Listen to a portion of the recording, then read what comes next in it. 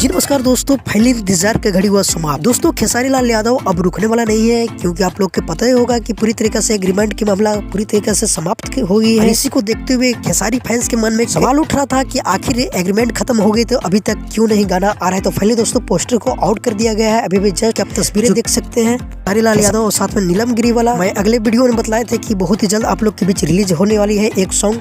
दोस्तों अगर बात की जाए इस गाने के बारे में तो गाने के टाइटल रखा गया है हिलवले बाड़ू। ये गाने को गाए हैं खेसारी लाल यादव साथ में शिल्पी राज और लिखे हैं प्रभु विष्णुपुरी ने और म्यूजिक दिए हैं आर्या शर्मा ने। और ये कल सुबह रिलीज किया जाएगा 6:30 बजे बस भोजपुरी के यूट्यूब चैनल पे। तो आप लोग देखना ना भूलिएगा और हो सकता है कि शाम तक टीजर आ जाए। यही अपडेट था, मिलते किसी अपडेट के साथ बहुत ही जल्द। अगर हमारे चैनल पे आप नए तो हमारे चैनल को जरूर सब्सक्राइब कीजिए, क्योंकि भोजपुरी का हर अपडेट सबसे पहले हमारे चैनल पे आता है। जब तक जय हिंद जय भोजपुरी।